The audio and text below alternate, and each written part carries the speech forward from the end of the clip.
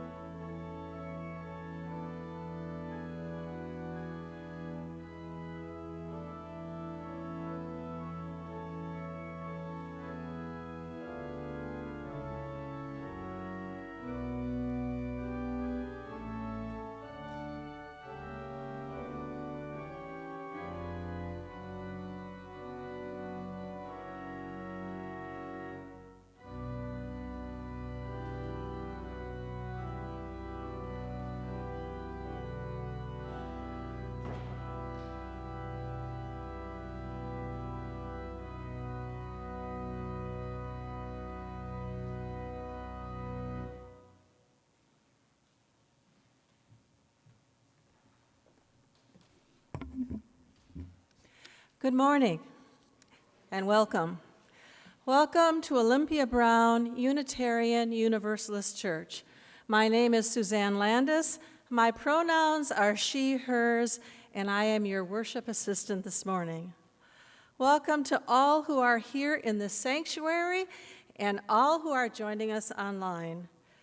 Together, we claim and celebrate the promise of our UU faith that all of who we are is welcome in this co-created sacred space. Our mission as a church speaks of hope, transformation, and respect. Our faith is centered always in love. Together, we journey toward wholeness by building a diverse, multicultural, beloved community that reaches far beyond our doors. As a people committed to the work of justice, we covenant to dismantle racism and all forms of systemic oppression. We unite in solidarity with all who are being marginalized and rejected, silenced, and kept from fully being who they are. We are the Olympia Brown Unitarian Universalist Church. And at this critical moment in our history, we hear the call to stand strong, to lead with courage, and to love as though all of our lives depend on it. Our theme today is trust, which is foundational to meaningful relations and to our collective work of making liberation and justice possible in an unjust world. With hearts and minds open to the message, let us now begin.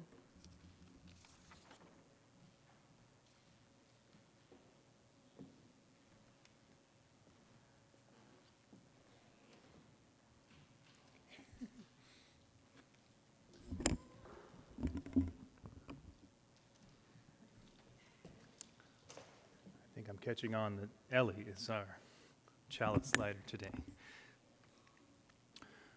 We gather today to hear the call of trust. Though our hearts have been bruised by broken promises and dreams deferred, may we listen again for that longing to repair and be repaired, that hunger to start anew. Like this flame, trust is something that needs rekindled again and again. May today spark the fire of a new match. Let's sing together hymn number 18, What Wondrous Love Is This?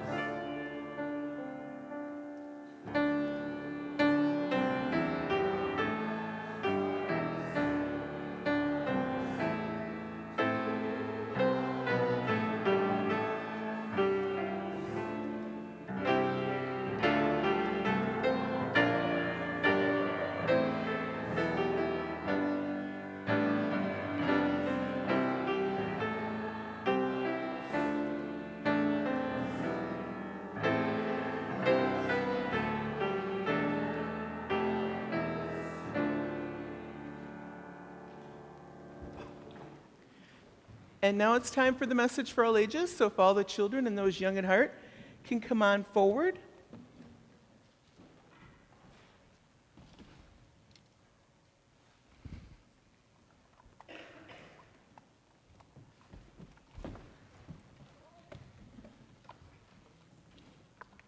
Some of you snuck in today. I didn't even see you come in.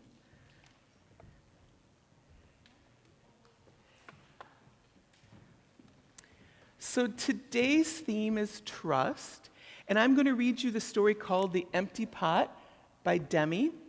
And this is about how it's important to trust yourself and trust that you can do the right thing and that you know what the right thing is to do.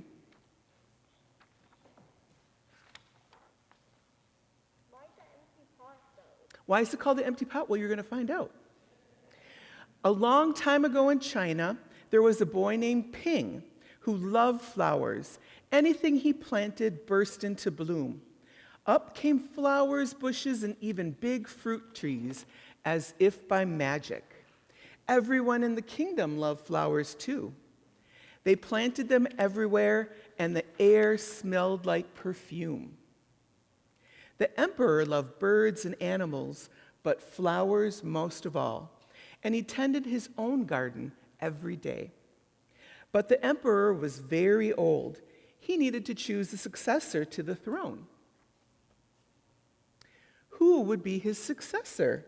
And how would the emperor choose? Because the emperor loved flowers so much, he decided to let the flowers choose. The next day, a proclamation was issued. All the children in the land were to come to the palace.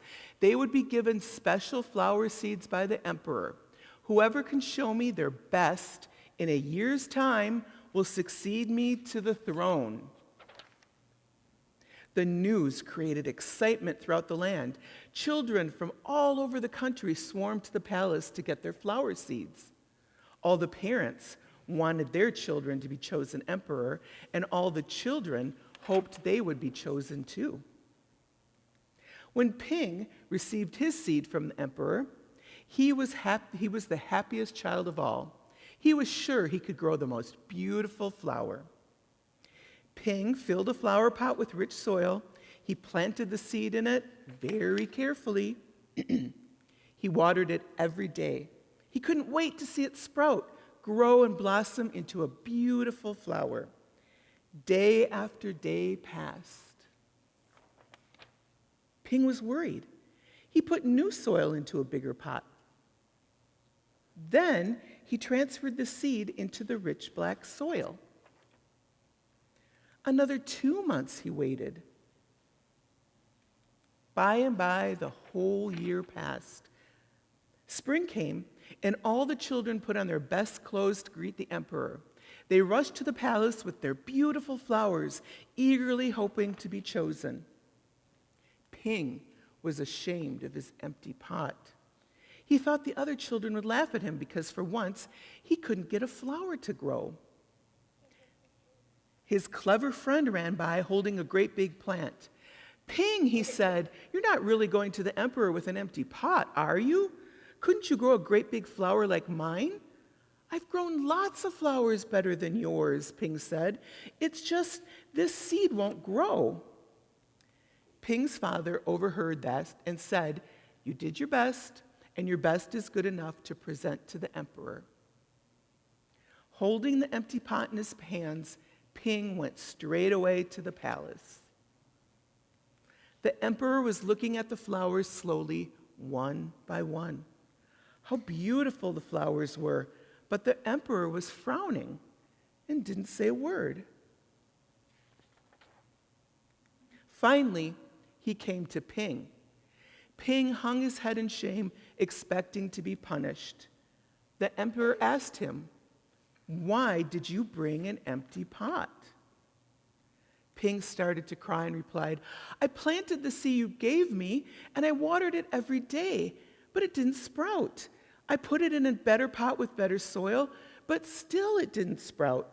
I tended it all year long, but nothing grew. So today I had to bring an empty pot without a flower. It was the best I could do. When the emperor heard these words, a smile slowly spread over his face, and he put his arm around Ping. Then he exclaimed to one and all, I have found him. I have found the one person worthy of being an emperor. Where you got your seeds from, all the rest of you, I don't know. For the seeds I gave you were all cooked, so it was impossible for any of them to grow.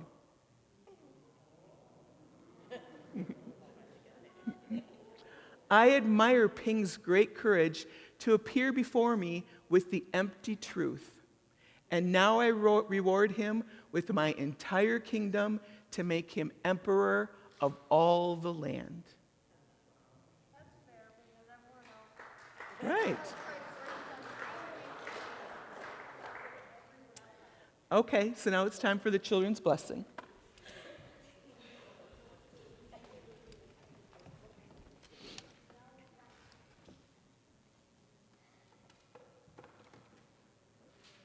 We are blessed.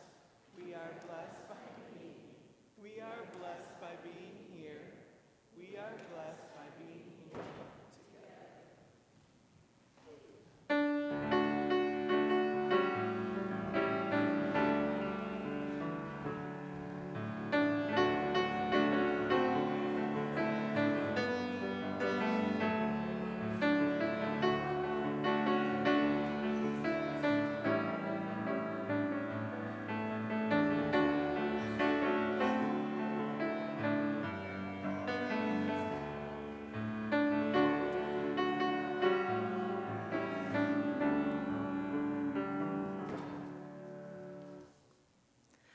There are many ways that we give to the life of our church, and our monetary offerings are only one of those ways.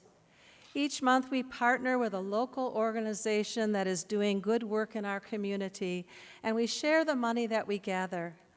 Our partner for the month of March is the Hospitality Center. The Hospitality Center is a community of hope and dignity that welcomes all. They provide their guests with a safe place to gather, along with basic needs of freshly cooked breakfast and lunch, clothing and hygiene products, a twice-monthly laundry program, a weekly barber shop, and more. Their services are entirely free of charge, and people of all faiths or none are welcomed without exception. They invite you to visit, share a cup of coffee with their guests, and see how they build community, Monday through Friday, 7:30 to 2:30. Thank you for helping them provide support and services to our most vulnerable citizens. Information about how to donate can be found on the back of your order of service or on our website. Thank you, as always, for your generosity.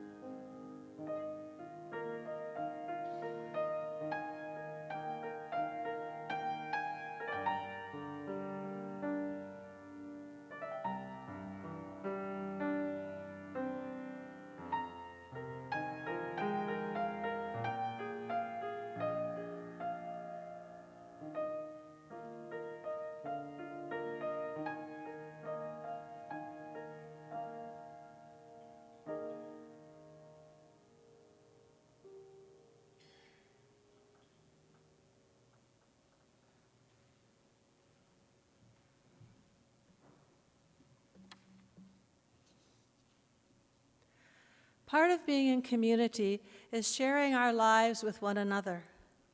When we gather, we bring with us the joys and the sorrows that are on our hearts. And being here reminds us that we do not hold them alone.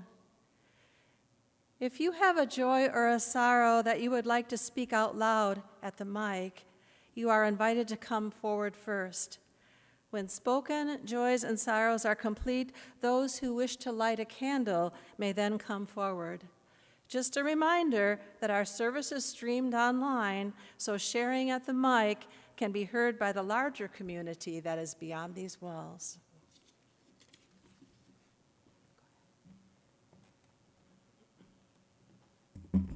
I'm Gregory Mason, and I have a sorrow to share that Ellen Schmidt passed away yesterday.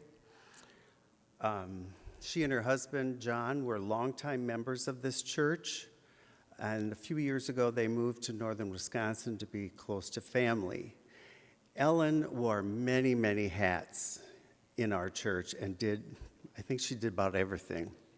She was director of religious education. She was the children's choir director. She kind of kept things in order at church, and the list goes on, and I don't have the complete list. I do want to share what her daughter sent to share. My beautiful mother, Ellen, died yesterday. She was a wonderful mother, but also the center and soul of our family. She led a very full life dedicated to the things that were important to her. She gave us the gift of understanding that our connections to each other are the most important thing in life, and for that I will be forever grateful. She touched the lives of many through her music and time spent with children. The world will miss her thoughtful and kind soul, and I will miss her laugh.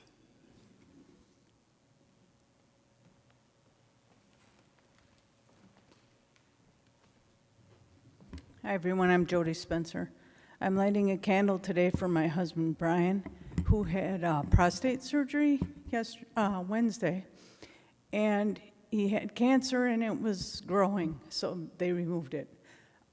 His message to me as I was going out the door this morning was to let all the men in here and in our wider community to get their PSA screening done.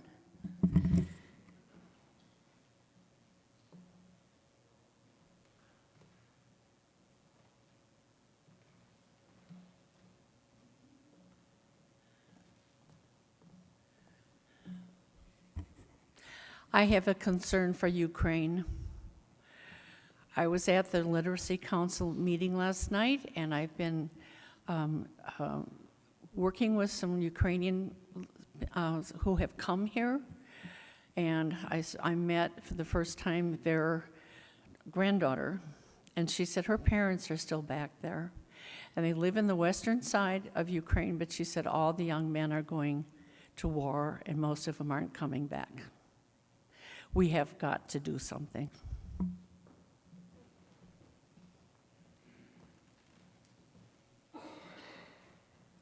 Good morning, Mary Beth Selke. Joy that Frank Edgerton is actually doing well. He's moved to a nursing home in Oak Creek, Wisconsin. His daughter is coming in from California to visit with him today and tomorrow. We have the last of his assisted living apartment to remove all the furniture and things, but he's actually adjusted quite well and doing better because he's in a recliner now with his feet up so his ankles. But he loves getting cards from you people, so please send him a card, and I'm hoping that the weather will be good and maybe I can drive up there. It's about a 30-minute drive, and bring him next week to the service. And my other joy is that I'm on the committee from Restoration Ministries downstairs because Kelly Scroggins is a good friend. Her daughter, Tanisha, is now a judge in Indiana and was in my third grade class when I taught. And so she's started a phenomenal woman recognition because of Women's History Month, and Strawberry Creek in Bristol said that we can use that as a facility to honor the women in Bristol. So I would like Suzanne to be my guest at that, because she's a phenomenal woman and done a lot. And if you know any other phenomenal women, please see me after service during coffee hour, and we'll have you get some information and hope you can be there. And it's another partnership with something that Restoration Ministries is doing, which is part of our building here, which we love. Thank you.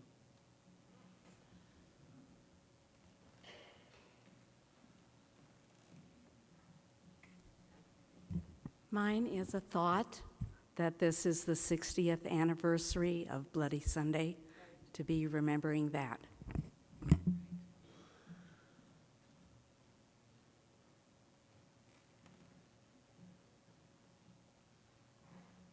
You may now come forward if you wish to light a candle.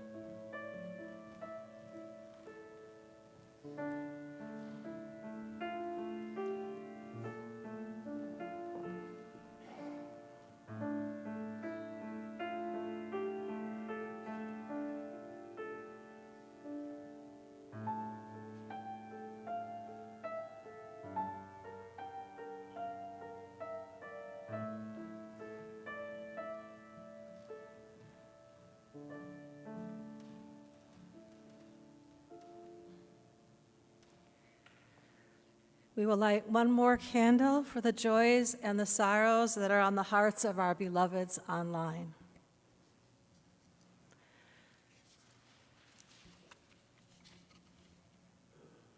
Please join with me now in singing "There is a Love Holding Me, There is a Love Holding Us," found in your order of service.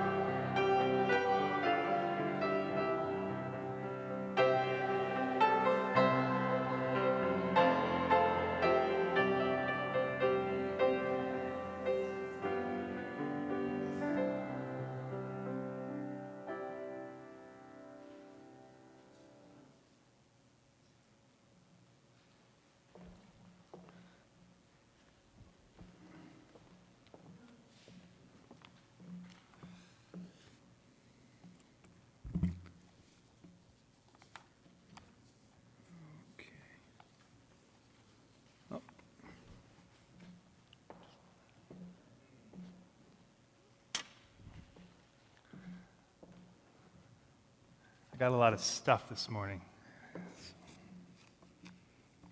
You can decide later whether that's good or bad. I am Pastor Darren Utley. My pronouns are he, him. I get paid to be the pastor of First Presbyterian Church. I get paid to be your pastor too, but it's lovely to be here. I only do it once a month, but it's fun. I want to give you a little background beyond that. So I'm Darren Wayne Utley. My father is Elvis Wayne Utley. Wait for it. My grandfather, Elvis Lloyd Utley. I was almost a king, you know. Elvis Lloyd's father was Pearl, just Pearl, nothing else. His father was David Milton. His father was John. John's father was David. David's father was Obadiah. Obadiah's father was John. John had a brother named Samuel. Samuel had a son named Jeremiah. Jeremiah had a son named Stephen. Stephen had a son named Azel, or Azel, I don't know how they pronounced it. Azel had a son named Hamilton, and Hamilton had a son named William Utley. We know as Colonel William Utley. So, by some crazy, twisting, gene pool, I share a little bit with Colonel William Utley. Not very much. But anyway, on the front of the bulletin, you may see the window that you might all be familiar with that faces 6th Street, right? 7th Street, that's dedicated to Colonel William Utley. When I was first interviewing and considering coming here, I don't know if you all know this, but you all had an interim at the time, and he was a little hard to reach. I tried to reach out to him, a little hard to reach, but I did get in touch with Leanne, and actually she was way more helpful because I had 2 teenage boys. I was coming, I was wanting to know about, Racine as far as children go and what, so I spoke with her a couple times. She was very, very helpful. But the first time we spoke, we were talking on Zoom, and she said, Utley, we have a window. I said, no, I didn't know that. But, so then that's when I went and did all this, all this stuff to figure out that we at least had a tangential relationship. So that, it wasn't the deciding factor, but it was part of it.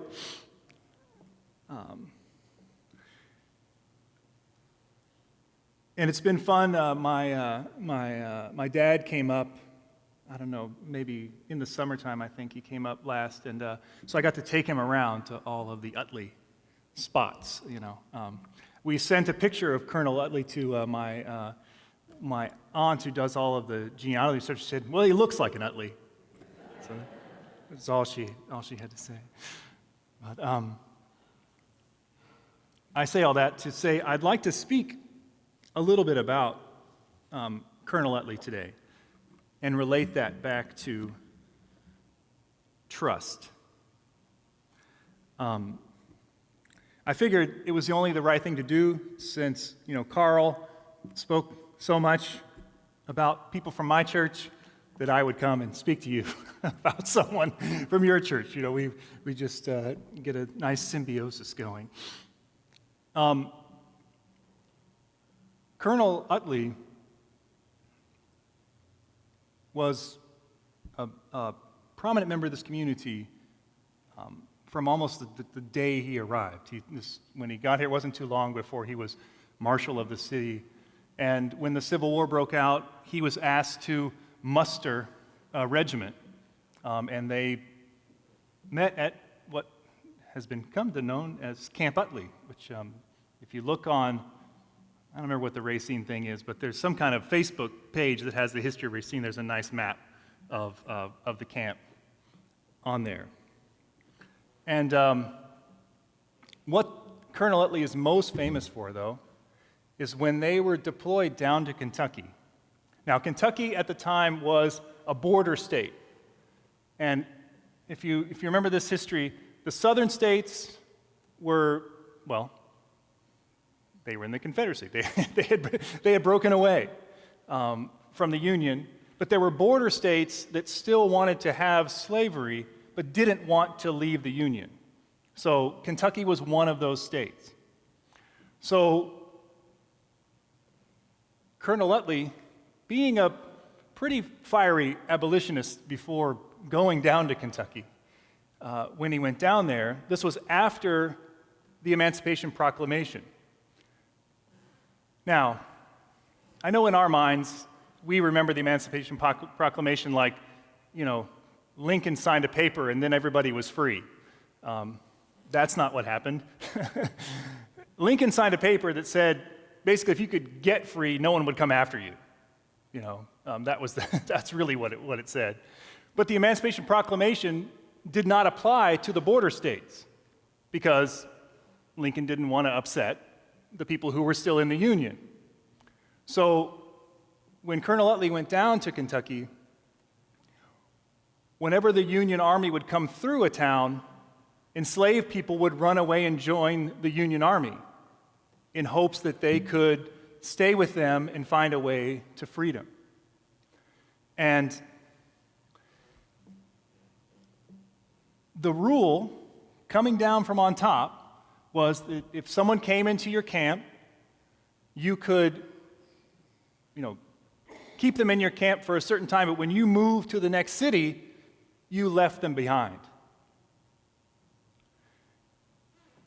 Colonel Utley said, I don't think so. I'm taking them with me. And this was in contradiction not only to what the enslavers of Kentucky wanted, but also what his commanders were telling him to do. And it is a very strong case and instance of someone trusting what they believe is true, in spite of all that might happen to them or all that might befall them. And I have to say that the beauty of it is that his regiment, time after time, as I'll share with you a little bit, had his back. Whenever someone would try to come into the camp to take back the person they thought they owned, the regiment would rally around and say, that ain't happening. I'll tell you I brought a whole big document. It's probably not the best way to do it, but we do things sometimes.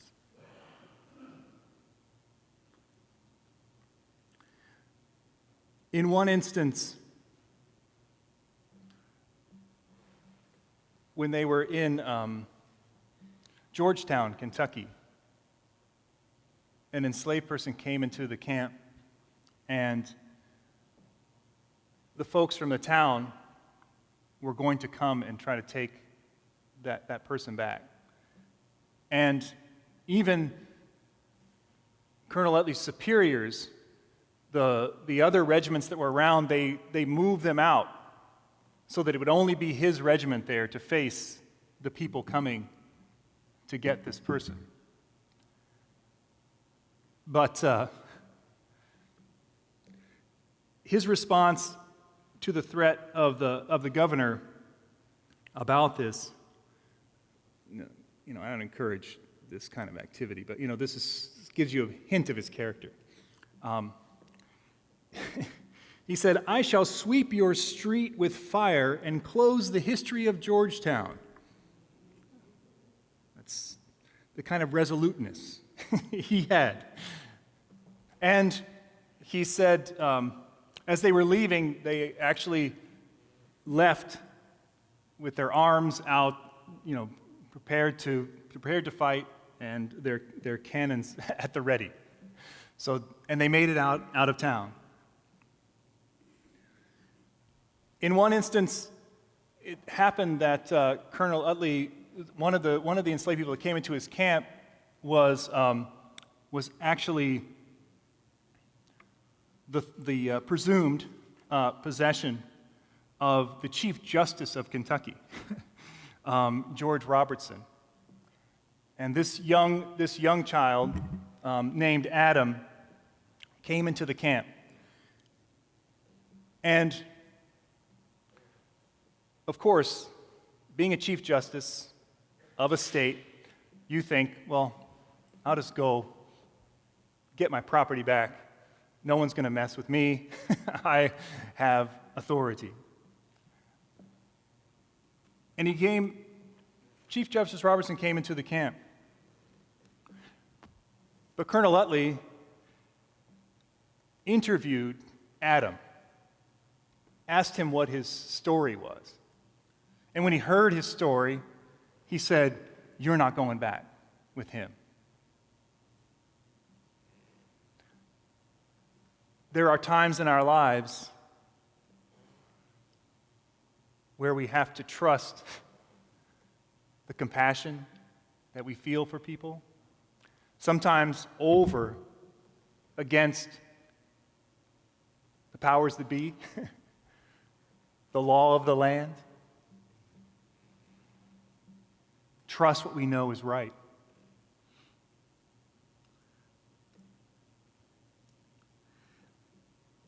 I'm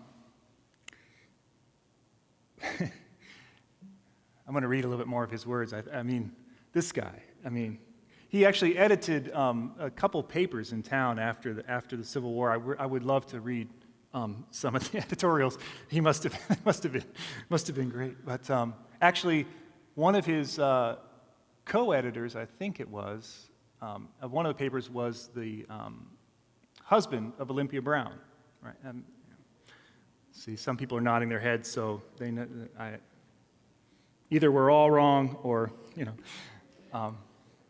So this Justice Robertson came into the camp.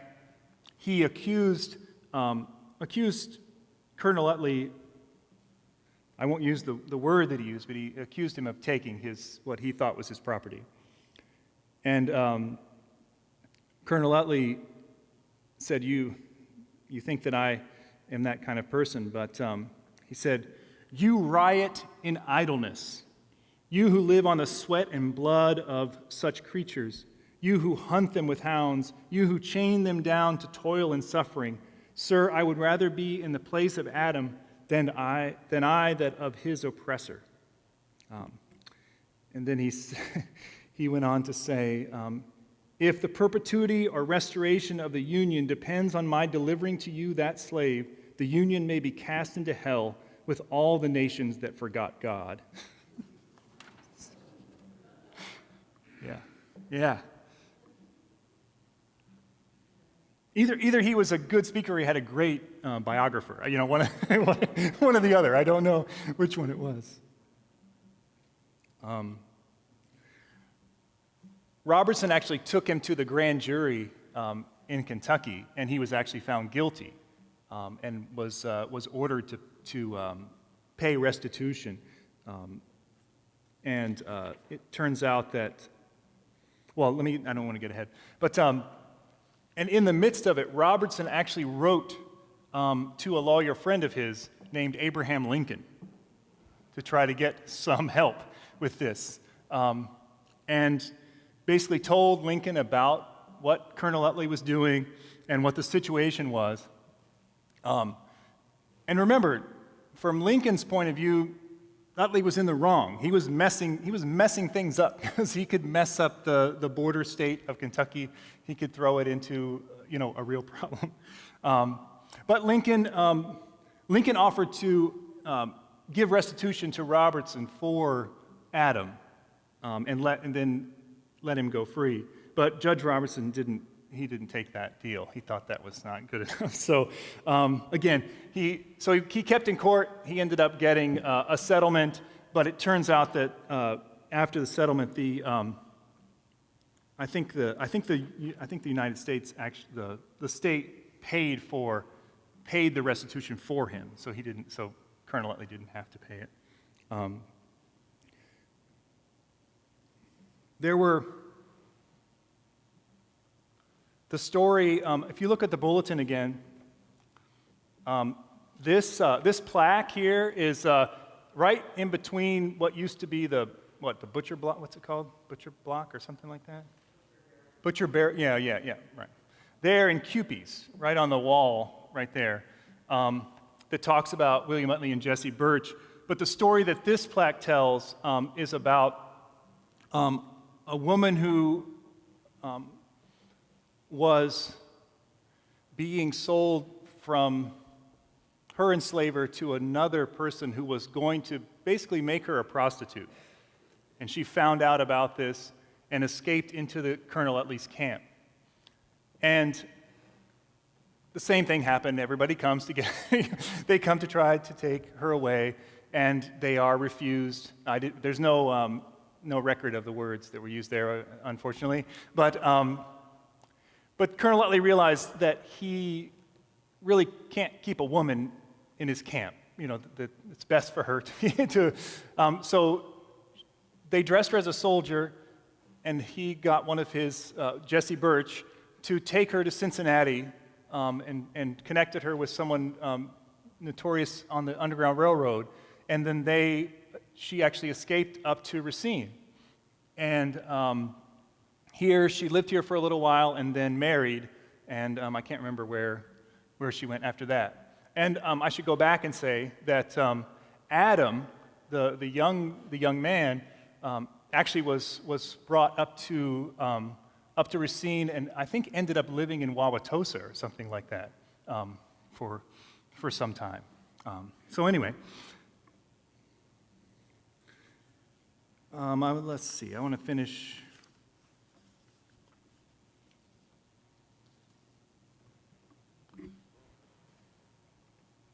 Yeah, so the first time, unfortunately, that the regiment actually saw battle,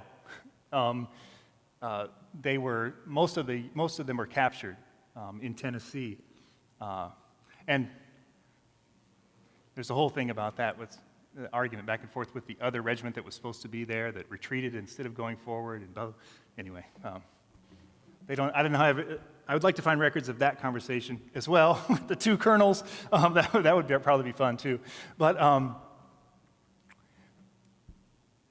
Colonel William, when he was captured, and they were taken to the Libby prison in Richmond, Virginia, which I've walked the side of a few times because that's where I came from. Right before I came here was Richmond, Virginia. So another connection to to Colonel Utley. But he was that experience. Harmed his health. If you read about the Libby prison, what it was like, it was not a place that not a place you wanted to be. So he ended up having to retire from the military and move back to Racine. As I said, he was an editor of a number of papers. Lived here for a while. In 1869, Ulysses Grant made him the Postmaster General of Wisconsin. There was a big parade on Monument Square. Down there, there's a few pictures around that you can see. I think this church would have still been down there, right? Down by Red Onion or whatever. Yeah. So, all in all, though, I wanted to tell you this story because, first of all, there is these circumstances in our lives where people need us. They need to be able to trust that we're going to hold to the values that they need us to hold to keep them free, to keep them safe. And we need to somehow find the heart, the courage, the compassion to be true and trustworthy to the things that we know are good and right. Especially now. The Colonel William Utleys of the world are the people that we need, who in the face of whatever, are going to be true to their values, true to their heart's core.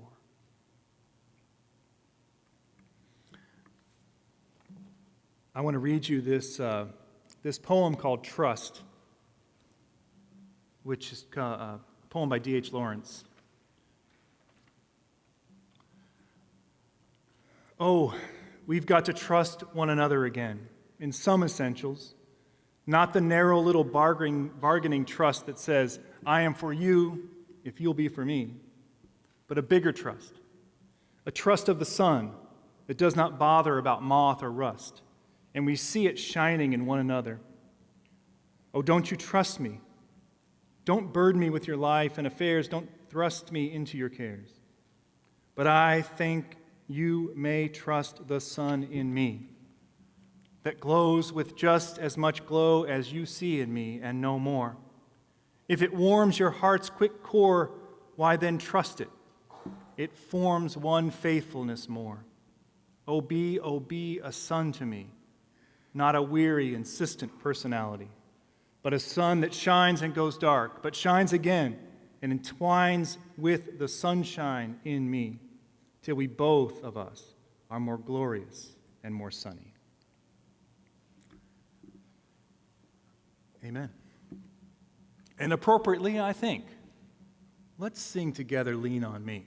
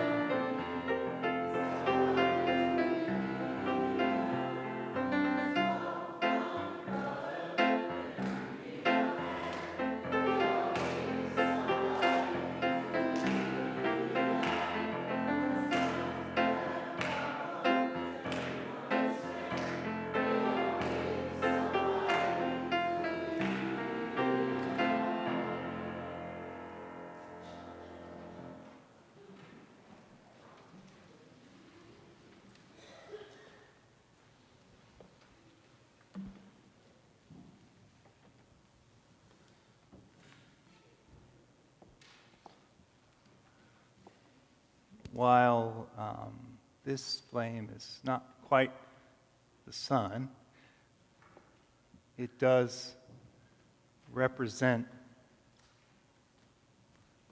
that core in us that we seek to be true to, so that one another, each of us, can find trust, find hope and help. Poem says,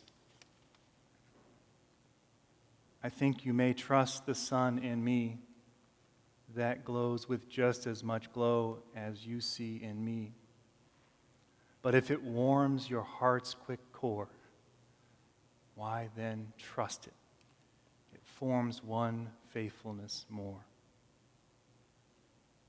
As you leave this place, take this core with you, be true to it. Be someone people can trust in the midst of all of the chaos that's going on.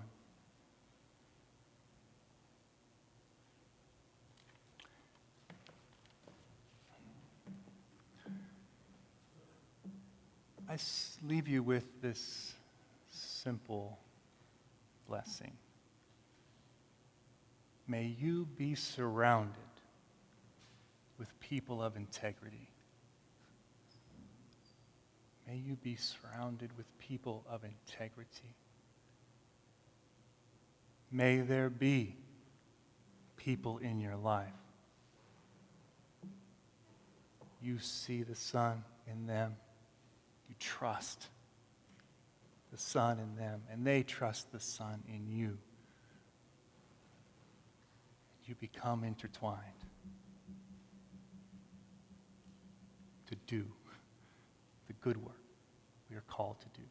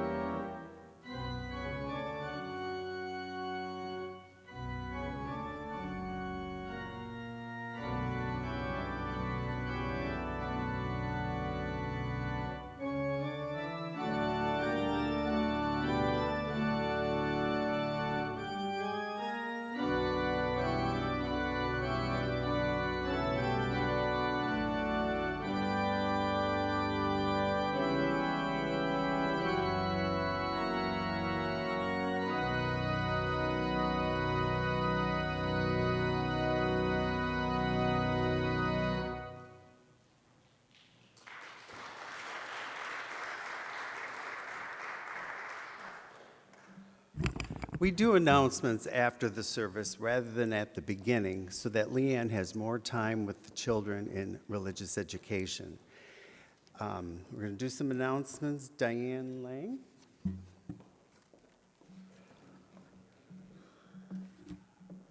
Good morning, everyone. I wanted to give you a quick update and thank you all as we continue to hold each other precious and to be there for each other. We also are recognizing the need to be generous with sharing in this church. And I gave an update here that you can look at. It'll be there. But I want you to see we've made tremendous progress from just starting this on February 16th. That we, as of March 8th, we've raised $202,986. So thank you to all of you who have had time to get the pledge in. Those of you who have not, there's extra pledge forms here. We have busy lives. Maybe you've lost the pledge. Please fill one out today if you have a chance to do so. I've also found a few really nice quotes that come from the National UUA.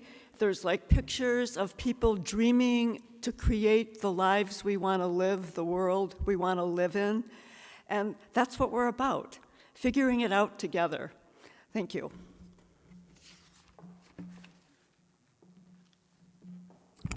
Thank you, Diane. If you need to reference the monthly Unifier email, there is a link in each Sunday's email that will take you to it. Today, after our service, Pastor Darren will lead a tour of the Abolitionist Underground Railroad station located in the basement of the church. This historic site is one of many such safe hiding spaces throughout Racine County and Wisconsin. We'll gather at 1220 in Erman Hall by the south door, the big chair. Next Sunday will be a special service for Women's History Month. Folks from First Presbyterian and Bradford Community Church, Unitarian Universalist, have been invited. March 16, next Sunday, is the next deadline for paper raise right orders. See me if you need a form. OBUUC has the opportunity to join with First Presbyterian in decorating for Easter and spring with plants that can be taken home after Easter Sunday service, April 20th. The deadline for ordering is March 23rd. Sign-up forms are here at church. They're over on the council.